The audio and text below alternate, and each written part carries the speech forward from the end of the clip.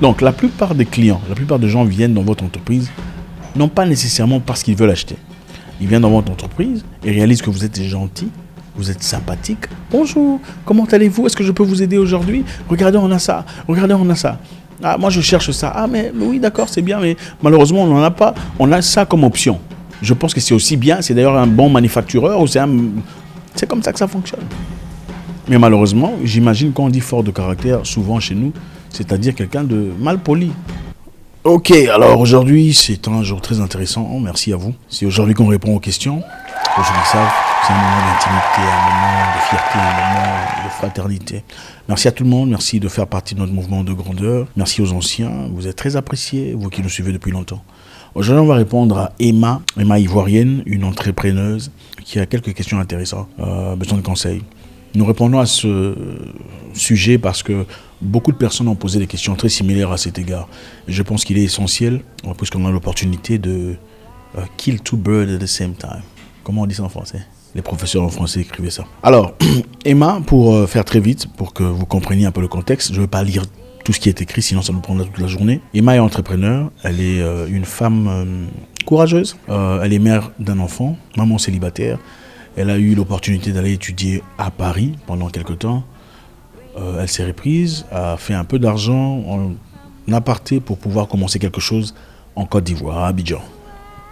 Maintenant, c'est la question de savoir pourquoi les choses n'avancent pas. Il m'a dit être de caractère fort. Okay? Caractère fort, c'est discutable. Hein, quand on dit je suis de caractère, je suis de fort caractère. C'est très discutable parce qu'on ne sait pas toujours quelles en sont les frontières. On va y arriver.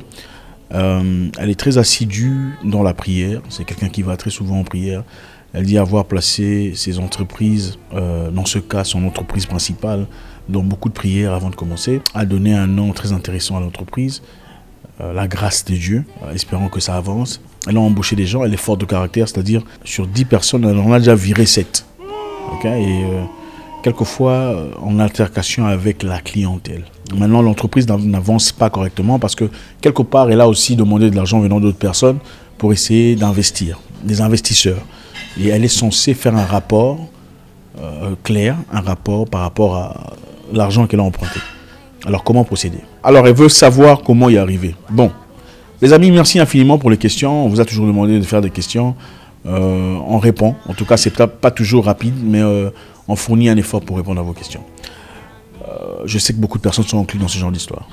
Première chose à dire, pour avancer une entreprise, c'est pas seulement question d'avoir l'outillage ou le produit bien, espérant faire de l'argent. L'entreprise a un aspect émotionnel que beaucoup de gens ne comprennent malheureusement pas. La plupart de personnes qui se plaignent disant je ne vais pas chez les Noirs acheter, je préfère aller chez les Libanais. C'est pourquoi? Parce que généralement on dit chez les Noirs quand on va, on vous accueille mal, on vous parle mal, la vendeuse n'est pas polie, elle n'est pas très respectueuse, elle n'est pas très flexible, n'est-ce pas? Alors, pourquoi vous faites les mêmes histoires? Malheureusement, je réalise aussi que beaucoup de personnes ne réalisent pas combien ils sont mal polis à l'égard de la clientèle. Les gens n'achètent pas toujours parce qu'ils veulent acheter. Okay? Les gens n'achètent pas toujours parce qu'ils ont besoin du produit.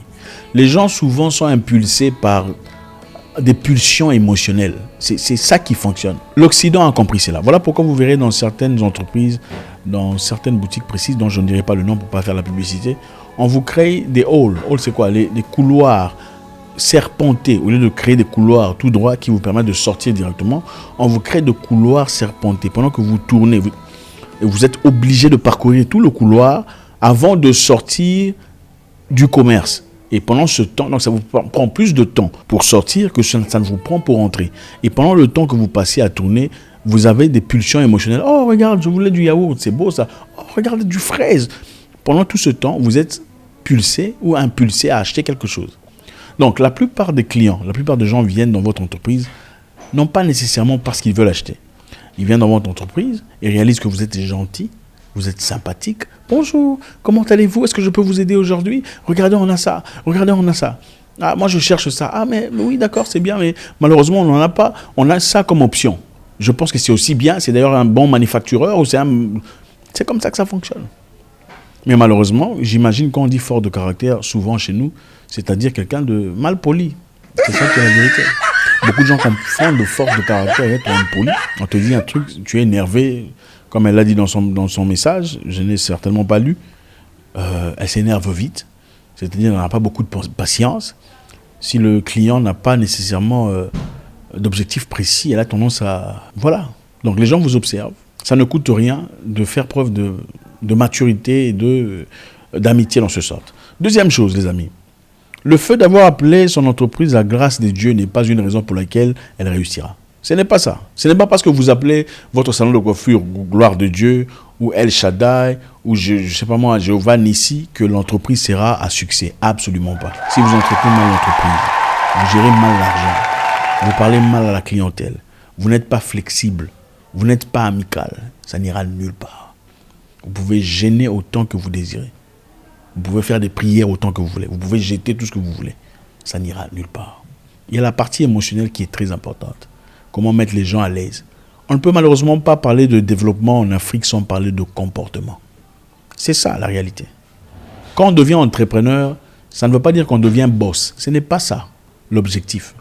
Devenir entrepreneur, c'est devenir servant en son propre compte. C'est ça la réalité. Malheureusement, chez nous, très souvent, quand quelqu'un devient entrepreneur, il devient boss. Il ne fout plus rien, il délègue tout à tout le monde, et puis bon, voilà, lui vient d'attendre les chiffres et tout le reste. Mais ne parle plus à la clientèle, développe un sens de condescendance à l'égard de la clientèle, surtout ceux qui sont petits, qui veulent acheter une petite histoire, oubliant que la personne qui achète une petite histoire pourrait emmener une autre qui achète une petite histoire, qui pourrait emmener une autre personne qui achèterait une petite histoire, et toutes les petites histoires deviendraient une grande histoire. Il n'y a pas de formule extraterrestre, mécanographique, ça n'existe pas. La formule simple, c'est l'accueil, c'est la première chose. Customer service, okay? Service client, la gentillesse, la politesse. Pas le « oui, bonjour, est-ce que je peux vous aider ?» Non, c'est pas comme ça que ça fonctionne. Donc, pour revenir à notre histoire, prier pour son entreprise est une bonne chose. Mais la prière seule ne suffit pas. Appeler son entreprise Jésus, tout ça là, ne rendra pas ça mieux que ça n'est. Si vous ne savez pas comment gérer la clientèle, si vous ne savez pas comment gérer l'entreprise. Troisièmement, le staff. Comment entretenir le staff? Beaucoup de gens ne comprennent pas qu'il faut dépenser de l'argent pour en gagner. Quelquefois, il faut dépenser de l'argent, un peu plus d'argent, pour voler quelqu'un de fort dans une autre entreprise. Je vous donne un exemple. Quand on travaillait sur notre restaurant, il y a quand même longtemps, en Afrique du Sud, on avait besoin d'un chef, un excellent chef, pour faire un impact vraiment positif. Ce qu'on a fait, c'était quoi? Quelqu'un nous a conseillé, une personne très expérimentée, d'aller chercher un chef expérimenté qui travaillait déjà dans un hôtel que je ne citerai pas le nom. Un hôtel UP, connu, respecté de la ville. Son salaire était énorme. Okay? Le salaire qu'il avait là-bas était considérable. Mais il fallait chercher un moyen de lui accorder une possibilité d'être beaucoup plus à l'aise par rapport à là où il était pour qu'il change. Pourquoi il viendrait chez vous? À part le salaire et la flexibilité du travail. On lui a donné 2 jours d'off. Pardon, 2 jours par semaine de... Off, c'est quoi en français? 2 jours par semaine de... Bref, vous avez compris. Je ne suis pas professeur de français. Et un salaire presque le double du salaire qu'il avait. C'est-à-dire, ça nous pesait sur les épaules. Mais, quand les gens sont venus pour la première fois, ils ont senti que c'était extraordinaire. Ce n'était pas une personne prise ici et là. Mais qu'est-ce qu'on a fait après? On a payé l'argent qu'il fallait pendant un temps, mais il y avait quelqu'un derrière lui qui était en train de faire du shadowing, qui apprenait ce qu'il faisait. Okay? Au cas où il déciderait de partir. Il y a le monsieur, très intéressant qu'on a pris. Donc, ce sont des façons... Il faut dépenser de l'argent pour en gagner. Il faut dépenser de l'argent pour en gagner. Beaucoup, malheureusement, dans nos communautés, n'ont pas tendance à faire ça. Ne veulent pas dépenser de l'argent, mais ils veulent la qualité. Pour avoir la qualité, eh ben, il faut être prêt à dépenser de l'argent. Alors, le staff, il faut faire de formation avec le staff. On ne prend pas n'importe qui pour faire un travail. Je me souviens, à longtemps, je travaillais dans une entreprise de customer service, de casino. On répondait à la clientèle en ligne, tout ça. Il fallait aider la clientèle ou le client à enregistrer sa carte bancaire pour faire des transactions. Qu'est-ce qui s'est passé ensuite? On avait quelqu'un qui faisait le quality assurance, l'assurance qualité. Donc son travail était de s'assurer de revoir toutes les interactions, tous les chats, tous les appels vidéo, tous les appels audio qu'on faisait avec la clientèle. Comment tu as parlé au client? As-tu été poli? As-tu été présent? As-tu répondu à sa question? D'accord? As-tu répondu à sa question? La finalité, c'était quoi? Si le client voulait quelque chose, il n'en a pas. Est-ce que tu as proposé des options? Donc, chacun avait son fichier et à travers lequel on pouvait voir et savoir évaluer comment il a fait son travail. Donc, on sait palpablement, concrètement, qu'est-ce qu'il fait. Parce que ce que le client vit avec le staff n'est pas nécessairement transparent. Le staff ne te dira pas nécessairement ce qu'il a dit. Donc, il faut avoir un moment de QA, un moment de quality insurance, pour savoir réévaluer la capacité de ton staff. Peu importe le domaine, ça pourrait être technique, technologique, peu importe le domaine. Il faut avoir le temps de faire le quality insurance. Pour récapituler les amis, c'est toujours avec beaucoup de plaisir de reprendre notre amie Emma. Il y a tout le reste qui m'ont écrit des messages similaires. La politesse c'est très important. Faites-vous petit pour grandir. Être entrepreneur ne veut pas dire devenir boss. Être entrepreneur, ça veut dire vous devenez servant, serviteur de votre clientèle. Beaucoup de gens le savent. Quand vous allez dans des entreprises de certaines personnes portugaises, pakistanaises, ils sont très gentils, très sympathiques.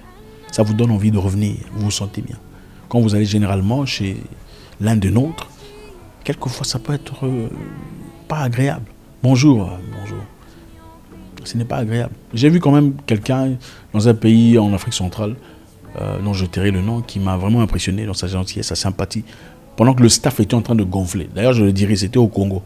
Le staff est en train de gonfler. Non, on veut partir, il est tard. Le staff est en train de partir. Lui-même, il prend l'oreille, il dit « Bonjour monsieur, comment allez-vous? Comment je peux vous aider? Qu'est-ce que vous désirez ?» C'était un restaurant-bar. Mais sa gentillesse, la sympathie, le monsieur a fait tout ce qu'il pouvait. Ça nous a encore donné envie de revenir travailler, pas travailler, enfin de revenir manger et boire. Dieu, c'est bien. Mais Dieu, c'est dans les actes.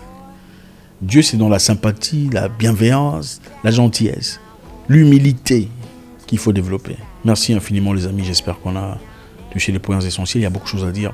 C'est important d'échanger, de partager. Donc, les entreprises n'ont pas de secret. Il n'y a pas de secret, à part le travail dur, bosser dur, la discipline, c'est-à-dire ne pas aller au-delà de vos capacités. Les dépenses créent de l'argent, dépenses organisées. Il faut investir de l'argent pour en gagner, peu importe ce que c'est. Quelquefois, vous ne mangez même pas votre propre argent.